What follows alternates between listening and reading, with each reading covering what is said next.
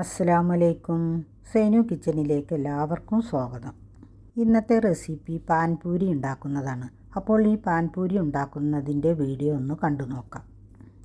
ഇതിലേക്കുള്ള ഗ്രീൻ ചട്നി തയ്യാറാക്കാം. അതിനായി ഒരു മിക്സിയുടെ ജാറിലേക്ക് ഒരു കൈപ്പിടി മല്ലിയിലയും ഒരു പിടി പുതിനയിലയും 4 പച്ചമുളകും 2 സ്പൂൺ പൊട്ടുകടലയും പിന്നെ ഒരു കഷ്ണം ഇഞ്ചിയും ഇതിൻ്റെ കൂടെ തന്നെ ഉപ്പും ഒരു 1/2 സ്പൂണോളം ചാറ്റ് മസാലയും കൂടി ഇട്ട് കൊടുത്തതിന് ശേഷം ഒരു 2 ടേബിൾ സ്പൂണോളം വെള്ളം ഒഴിച്ച് നല്ലതുപോലെ ഒന്ന് അരച്ചെടുക്കാം. അരച്ചെടുക്കുന്ന സമയത്ത് ഇതിലേക്ക് ചെറുനാരങ്ങ നീര് ഒഴിക്കാൻ മറന്നു പോയിട്ടുണ്ടായിരുന്നു. അപ്പോൾ ഇതെടുത്തിട്ട് ഞാൻ ചെറുനാരങ്ങ നീര് ഒഴിച്ചു കൊടുക്കുന്നുണ്ട് പുളിക്കനുസരിച്ച്. ഇപ്പോൾ നമ്മുടെ ചട്നി ഇവിടെ തയ്യാറായിട്ടുണ്ട്. ഇനി ഇത് ഒരു ബൗളിലേക്ക് ഒഴിച്ചതിന് ശേഷം ഒരു നുള്ള് ജീരക പൗഡറും കൂടി ഇട്ട് കൊടുക്കാം. അന്ന് നല്ലതുപോലെ മിക്സ് ചെയ്ത് മാറ്റി വെക്കാം. പൂരി ഉണ്ടാക്കാനുള്ള മാവ് തയ്യാറാക്കാം. അതിനായി ഒരു ബൗളെടുത്ത് അതിലേക്ക് 1 കപ്പ് നിറയെ റവ ഇട്ട് കൊടുക്കാം. അത് വറുത്തതോ വറുക്കാത്തതോ ഏതായാലും കുഴപ്പമില്ല.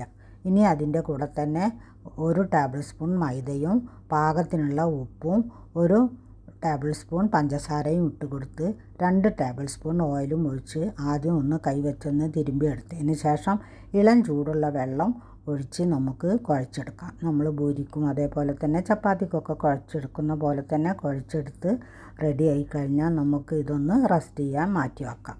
ഇതിലേക്കുള്ള പുളിച്ചട്നിയും തയ്യാറാക്കിയിട്ടുണ്ടായിരുന്നു. ഒരു നാരങ്ങ വലുപ്പത്തിലുള്ള പുളിയും ഒരച്ച് ശർക്കരയും 2 ഈത്തപ്പഴവും കൂടി വെള്ളം ഒഴിച്ച് നല്ലതുപോലെ കുറുക്കിയെടുത്ത് വരുന്ന സമയത്ത് ഇതിലേക്ക് 1/2 സ്പൂൺ മുളക് പൊടിയും 1/4 സ്പൂൺ ജീരക പൗഡറും 1/4 സ്പൂൺ ചാറ്റ് മസാലയും. ഇനി ഇത് ചൂടാറിയതിന് ശേഷം മിക്സിയിൽ അരച്ചതിന് ശേഷം ഒരു അരിപ്പയിൽ നമുക്ക് അരിച്ചെടുക്കാം. അപ്പോൾ നമ്മുടെ ചട്നിയും റെഡി ആയിട്ടുണ്ട്. ഇപ്പോൾ ഇതാ മാവ് നല്ലതുപോലെ തന്നെ കുഴഞ്ഞ് വന്നിട്ടുണ്ട്. ഇനി നമുക്കിത് പരത്തിയെടുക്കാം. ഞാൻ പരത്തിയെടുത്തതിന് ശേഷം ഇതുപോലൊരു ബോട്ടിലിൻ്റെ അടപ്പ് വെച്ചിട്ടാണ് മുറിച്ചെടുക്കുന്നത്. പക്ഷേ ഇങ്ങനെ മുറിച്ച് നമ്മൾ എടുത്ത് ഫില്ലിങ് വെക്കുമ്പോൾ എനിക്ക് തോന്നി കുറച്ചും കൂടി വലിപ്പമുള്ള വട്ടത്തിലുള്ള മൂടിയാണ് നല്ലതെന്ന്. കാരണം ഫില്ലിങ് വെക്കാൻ ഭയങ്കര ബുദ്ധിമുട്ടാണ്, വളരെ ചെറുതായത് കാരണം. അപ്പോൾ ഇതാ ഞാൻ പരത്തിയെടുത്ത് കട്ട് ചെയ്തെടുത്തിട്ടുണ്ട്. ഇനി ബാക്കിയുള്ള ഒരു ഉരുളയും കൂടി ഇതുപോലെ പരത്തി കട്ട് ചെയ്തെടുക്കുക. അപ്പോൾ എല്ലാം റെഡി ആയിട്ടുണ്ട്.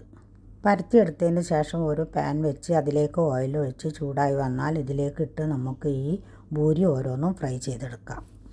വീഡിയോ കാണുന്ന സമയത്ത് എല്ലാവരും ലൈക്ക് ചെയ്യുക. സബ്സ്ക്രൈബ് ചെയ്യാതെ കാണുന്ന കൂട്ടുകാരാണെങ്കിൽ സബ്സ്ക്രൈബ് ചെയ്യുക, കമൻറ്റ് ചെയ്യുക, ഷെയർ ചെയ്യുക. എന്താണ് നിങ്ങളുടെയൊക്കെ വിശേഷം? എല്ലാവർക്കും സുഖമല്ലേ? ഇവിടെ എല്ലാവർക്കും സുഖമാണ്. എല്ലാവരും ഓണത്തിൻ്റെ തിരക്കിലായിരിക്കുമല്ലേ? നമ്മുടെ കുട്ടി പൂരികൾ ഓരോന്നായി പൊങ്ങി വന്നിട്ടുണ്ട്. ഇനി ഇതൊന്ന് തിരിച്ചിട്ട് കൊടുക്കാം. ഇപ്പോൾ പൂരി എല്ലാം ബ്രൗൺ കളറായി വന്നിട്ടുണ്ട്. ഇനി നമുക്ക് ചട്ടിയിൽ നിന്നും കോരി മാറ്റാം. ഇവ ഓരോന്നും പൊങ്ങി വരാൻ കുറച്ച് ടൈം എടുത്തു. അപ്പോൾ ഞാൻ എന്ത് ചെയ്തു, ആ വെളിച്ചെണ്ണ ഒരു ചീനച്ചട്ടിയിലേക്ക് ഒഴിച്ചു കൊടുത്ത് അതിലാണ് ബാക്കിയുള്ളത് ഫ്രൈ ചെയ്തെടുത്തത്. അപ്പോൾ പെട്ടെന്ന് തന്നെ പൊങ്ങി വരുന്നു കേട്ടോ.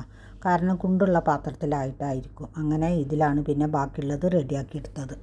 ഈ സമയത്ത് തന്നെ ഒരു ഉരുളക്കിഴങ്ങും കുറച്ച് 2 തരം കടലയും പുഴുങ്ങിയെടുത്തിട്ടുണ്ടായിരുന്നു. ഇനി അതൊരു ബൗളിലേക്ക് ഇട്ട് കൊടുക്കാം. അതിലേക്ക് ഒരു പകുതി സവാള ഇട്ട് കൊടുക്കാം. പിന്നെ ഒരു 1/4 സ്പൂൺ ചാറ്റ് മസാലയും 1/4 സ്പൂൺ ജീരക പൗഡറും കൂടി ഇട്ട് കൊടുത്ത് ഉപ്പും ഇട്ട് നല്ലതുപോലെ ഒന്ന് മിക്സ് ചെയ്തെടുക്കാം. ഇപ്പോൾ നമ്മുടെ ഉള്ളിൽ വെക്കാനുള്ള ഫില്ലിങ് റെഡിയായി. ഇനി ഒരു ബൗളിലേക്ക് 2 ടേബിൾ സ്പൂൺ തൈരാണ് ഇട്ട് കൊടുക്കുന്നത്.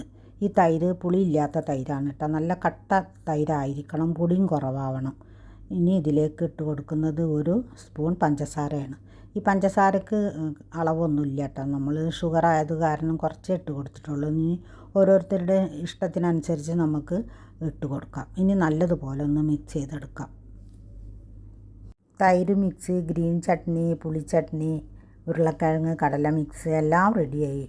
ഇനി ഒരു പ്ലേറ്റിലേക്ക് ഫ്രൈ ചെയ്തെടുത്ത പൂരി വെച്ച് കൊടുത്ത് നമുക്കിതെല്ലാം ഇതിൽ വെച്ച് സെറ്റ് ചെയ്തെടുക്കാം.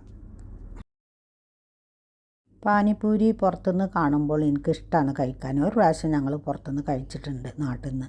പിന്നെ ഇന്നലെ കുട്ടികളോട് ചോദിച്ചപ്പോൾ അവർ പറഞ്ഞു നല്ല ഇഷ്ടമാണെന്ന്. അപ്പോൾ ഞാൻ കരുതി ഒന്ന് ഉണ്ടാക്കി നോക്കാമല്ലോ എന്ന്. ഞാൻ ഫസ്റ്റ് ടൈമാണ് കേട്ടോ ഉണ്ടാക്കുന്നത്. പക്ഷേ വളരെ നന്നായി ഉണ്ടാക്കി എടുത്തു.